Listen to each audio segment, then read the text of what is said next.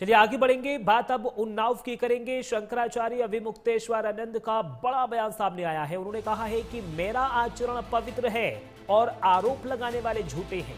साक्षी महाराज के बयान पर भी उन्होंने करारा पलटवार किया है। उन्होंने कहा है कि हर भगवाधारी सांसद भी नहीं बन सकता। गौ माता को राष्ट्रमाता बनाने का उन्होंने संकल्प लिया है।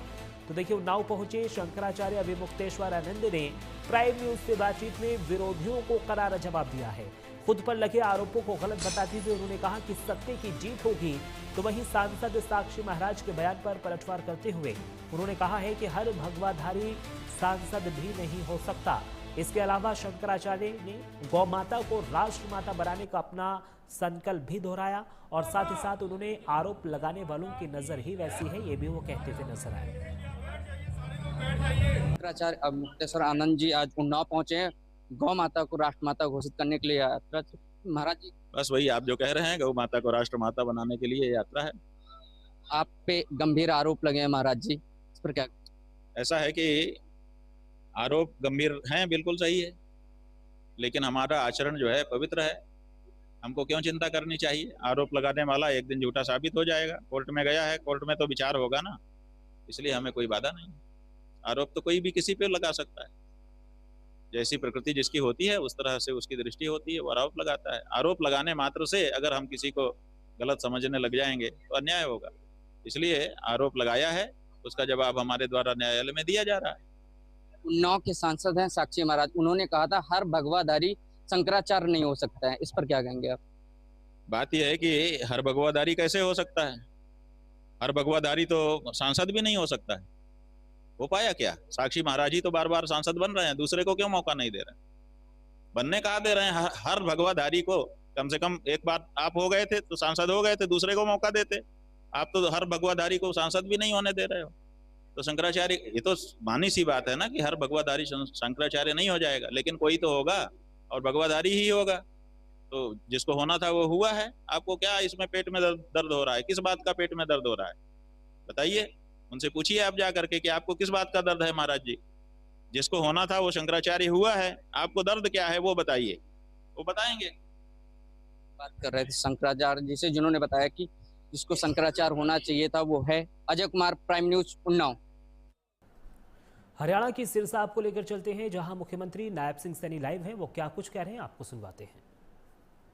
हमने यह भी निर्णय लिया है कि जो उद्योग हरियाणा की महिलाओं को रोजगार देंगे उन्हें अतिरिक्त सब्सिडी प्रदान करने का काम ये हमारी सरकार करेगी, डबल इंजन सरकार करेगी।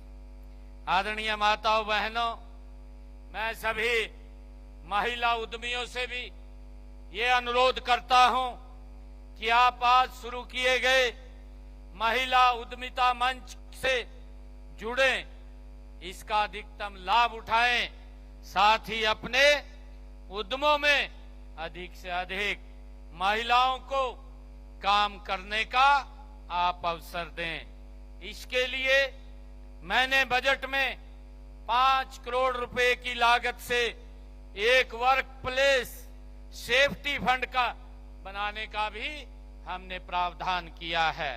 इसके साथ ही एक पोस्ट शेल और एक विशाखा पोर्टल वो भी बनाया गया है। नारी नीति, निष्ठा, निर्णय, शक्ति और नेतृत्व की ये प्रतिबिंब होती है।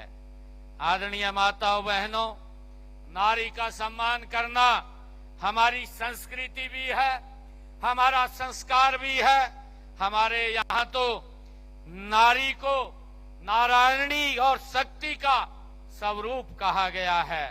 इसी शक्ति के प्रति श्रद्धा व्यक्त करते हुए अंतर्राष्ट्रीय महिला दिवस मनाया जाता है। इस अवसर पर मुझे राष्ट्र कवि रामधारी दिनकर की कुछ पंक्तियां आज याद आ रही हैं। उन्होंने कहा था, नारी तुम आस्था हो। ये राष्ट्र कवि रामधारी दिनकर जी के शब्द हैं। उन्होंने कहा था कि नारी तुम आस्था हो, तुम प्यार हो, तुम विश्वास हो, टूटी हुई उम्मीदों की एकमात्र आस हो। ये राष्ट्र कवि रामधारी दिनकर जी ने कहा, और उन्होंने कहा चलो उठो, चलो उठो, इस दुनिया में अपने अस्तित्व को संभालो। सिर्फ एक दिन ही नहीं बल्कि हर दिन नारी दिवस मना लो, ये रामधारी दिनकर जी ने कहा है।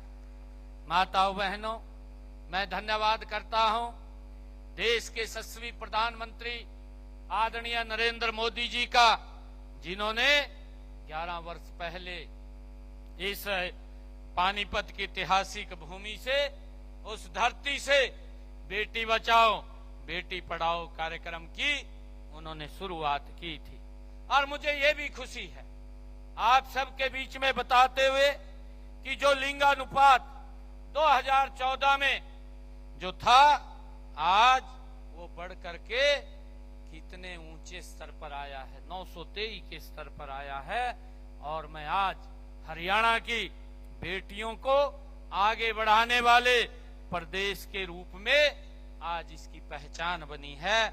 जो पहले पहचान थी बेटियों को गर्भ में मारने की, यह ऐसी पहचान हरियाणा की थी। आदरणीय प्रधानमंत्री जी ने इसको इसीलिए चुना था, ये कुरीति थी, और उस कुरीति को समाप्त करने का काम आज हमारी डबल इंजन सरकार ने किया है। आज हरियाणा की पहचान बेटियों को आगे बढ़ाने वाले प्रदेश के रूप में आज हो रही है। मुझे खुशी है, हमें इस बात का गर्व भी है कि देश के यशस्वी प्रधानमंत्री आदरणीय नरेंद्र मोदी जी ने पानीपत की धरा से 9 दिसंबर 2024 को प्रधानमंत्री बीमा सखी योजना, उसका भी शुभारंभ हरियाणा की उस भूमि से किया था।